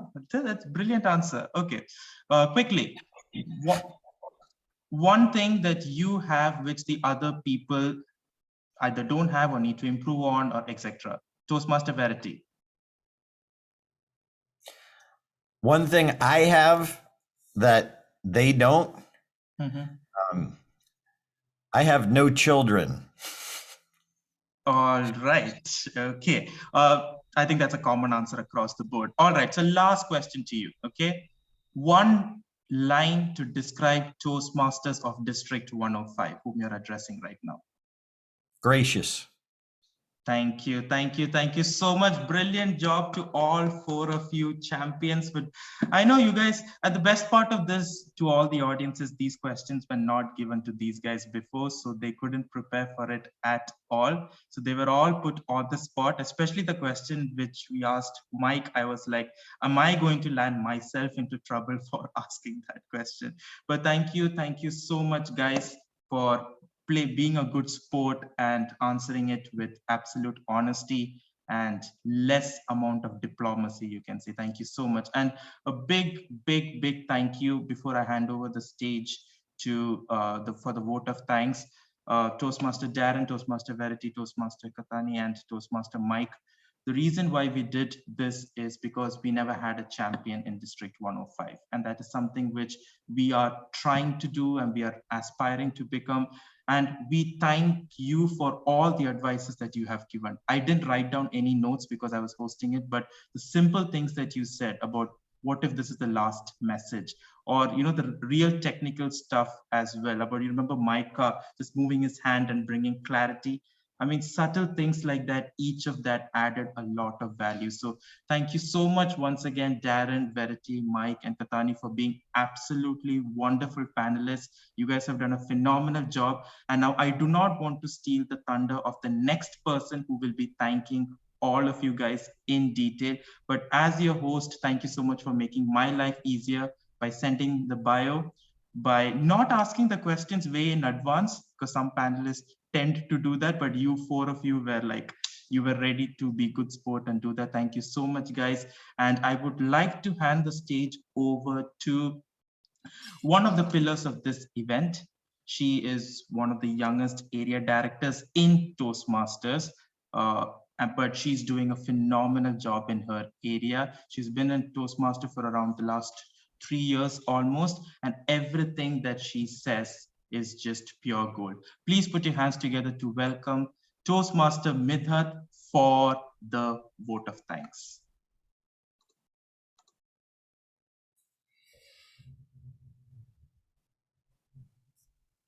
Thank you so much, host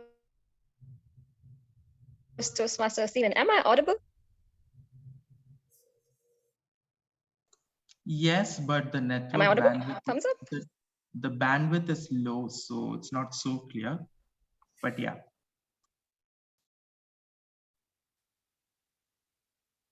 Okay, so should I continue? I mean, are you able to understand what I'm saying?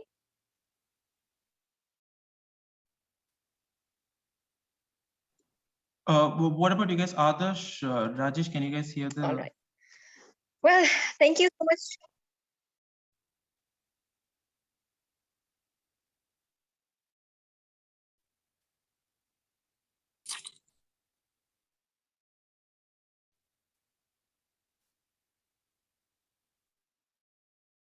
Okay, are you able to hear me, Stephen? Unfortunately, it's not very clear, and I think it is better, Adarsh, I think it's better that you take this final bit up. Okay, sure. Yeah, fine. I will do that. If Midhat can come back after checking her connection, that would be good. But if not, yes, I will take this forward. So thankfully, I do have the list of people Midhat wanted to thank and a little bit about them as well. So let me go ahead. Firstly, of course, to our wonderful host for the evening. It's always very tough to handle an entire audience of more than 100 people, as well as 4 fantastic panelists. So let's give it up for our wonderful host for today, Toastmaster Stephen George. I absolutely love when Stephen is the host because he adds such humor, he improvises in the middle, which a lot of people cannot do and which makes the meeting interesting. So thank you very much, Stephen. You're always there to support and you've made this event wonderful, which we all wanted as well.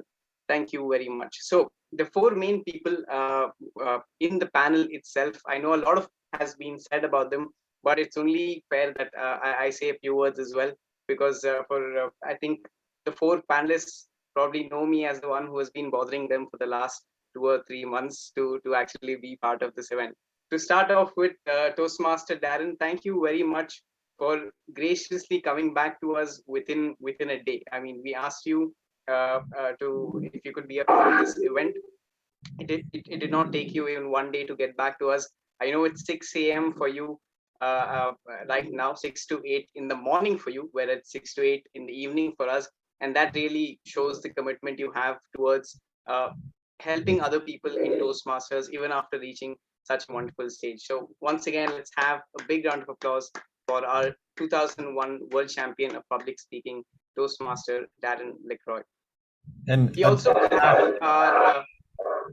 may I just put free resources in the chat? Of course, yes, thank you. I was just about to mention that. So Toastmaster Darren is very kind to actually offer a few resources that will help our members, and that's being put on chat. Yes, you beat us to it. We had our AD going to share it, but you beat us to it. Thank you very much. Members, feel free to check this out. This will definitely help you in your Toastmasters journey. Moving forward, we have another champion who I consider part of our District 105 family, because we are also from the Middle East, and he's someone who I've seen again is very, very responsive, always ready to help. He's come to many of our club meetings as well in District 105, and it's just one time you have to ask him, and he's there to help. All the way from Saudi, the time difference is a little better here. It's only 1 hour back, but thank you very much, DTM Mohammed Qahtani, for again accepting our invitation and being a part of this panel. Your words always add that energy, add that humor, and as Stephen said, there were few moments where it was a little mic drop because of the message you've given us. Once again, let's hear it for our 2015 World Champion of Public Speaking, DTM Mohammed Qahtani. Thank you very much. So last year, when Toastmasters started their online speech contest, I think as it's been spoken about many times, as soon as this man came on stage, everyone was just like, wow, I mean, how did he do that? And when we decided to plan this event, we really wanted this person to join us, because it's very interesting where Toastmasters is heading right now with online contests, hybrid contests as such. And this is the person who will give those insights to our members for them to improve themselves and to all of us. And him having those good looks and being so cool is just a bonus among all the other things. So thank you very much, Toastmaster Mike, for coming to our event. I would also like to mention DTM Lak Doli, our past international president, who made it possible to actually reach out to you. As she had come for our event last time, and she was the one who introduced you to us. But again, I know it's early in the morning for you, but it's amazing that with so many things that you do, you have made time for us. We really, really appreciate it. So let's give a round of applause to our 2020 World Champion of Public Speaking, Toastmaster Mike Carr. Thank you once again. And may I put contact information in the chat? Of course, yes, of course, you can. All right. Great, thank you. I may need to be made a co-host to do that, but yes, Rajesh, you can just make him the co-host. Oh, thank you so much, and wonderful to be with you. Thank you very much, Toastmaster Mike. We all had an amazing time, and you made it even better. And last but not the least, when we think about every year, we always have this new World Champion of Public Speaking, and it's actually I think the first time she has come to District 105 after being crowned the champion. So we are the first people to actually get her to our district. Something which was very surprising was when I was reading about her, I found out that she was a singer, which I actually did not know. And I sort of relate to that because even I indulge myself in singing, and that's something I really wanted to ask you about. So I'll ask about it later. But Toastmaster Verity has, again, as I said, it's really great to have the current world champion amongst us to give tips to our members, and some of the things you shared are very, very helpful. Some of the messages that you gave, I'm sure our members have noted that down and will be using that when they prepare for their contest now, and the contest season have actually started. So huge thanks once again. Let's give a round of applause to our current world champion of public speaking, Toastmaster Verity Price. Thank you for joining us. So along with the panelists, we also, of course, and yeah, I'm sorry if I missed that. She also had a few resources, I think, to be shared. So Rajesh, if you can share that on the chat, and our members can use that to keep in touch with her. Thank you very much for that. Along with the panelists, it's of course fair to thank the people who made this event possible. I know all of us really enjoyed it for the last 2 hours, so it's only fair for me to thank some of the people who are behind the scenes who actually made sure that this happened. Of course, Stephen was one of them, but the 3 main people who made this event happen were our 3 area directors themselves. So as Stephen mentioned, this is a collaboration between 3 areas of 3 different divisions of the district. Again, a one-of-a-kind event, which really shows the synergy in District 105. And I'm really, really happy to say that they came together to manage such kind of an event. I'll start with Area 24 Director, who's pretty much the genius behind all the graphics and all the visuals that you see, including the virtual backgrounds that some of us have. And he's again looking very sharp as usual, gave a great opening address as usual. So our Area 24 Director, Toastmaster Rajesh Menon, thank you for being one of the brains behind organizing this event. Our second area director is someone who actually was supposed to do this, and I know you've been stuck with me, but she's someone who's always there, again, behind the scenes, working really, really hard for the past few months to make all of this possible.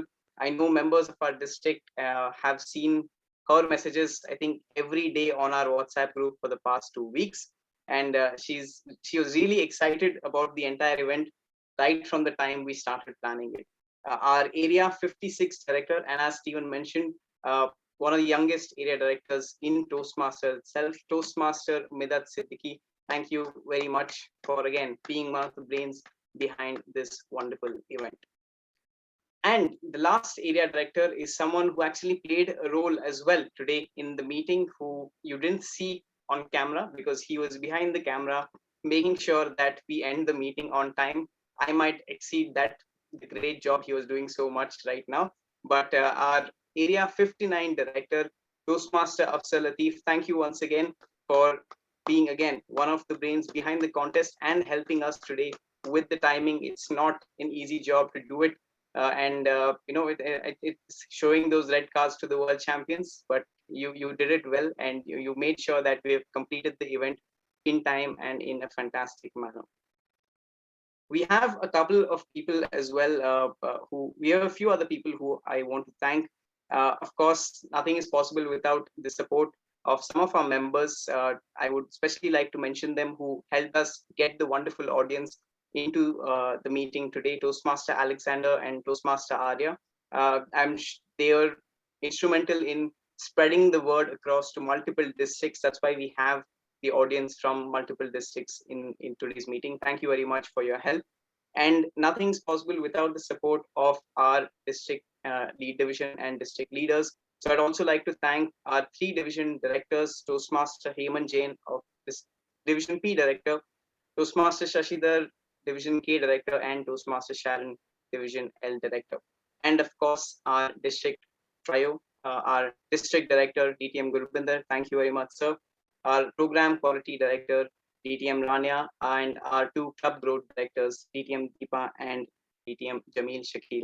And I would just specifically like to add one other thing for our amazing program quality director, DTM Rania, who helped me last time as well making sure that the event was possible. And this time as well, as soon as we thought about having this event, it is something of, we all have that question of how to do it, how to plan it, how do we reach out, who do we reach out, how can we actually organize such a grand event in such a grand scale. And she's the one who's been helping us from the past few months to actually make everything possible. So I will stop bothering you now. I know I used to message you almost every day to make sure things were on track, but thank you very much specifically for helping us out. And with that, I think, yes, I'm done with my vote of thanks. Once again, thank you everyone for coming in, making this event an amazing, amazing 2 hours we had. The event has been recorded, and we will be sharing the recording as well to all our members. And it's really wonderful that we were able to do this. Champions assemble, 4 world champions of public speaking together, 3 areas, 2 hours, and 1 unforgettable event. And with that, I would like to adjourn the meeting. Thank you all.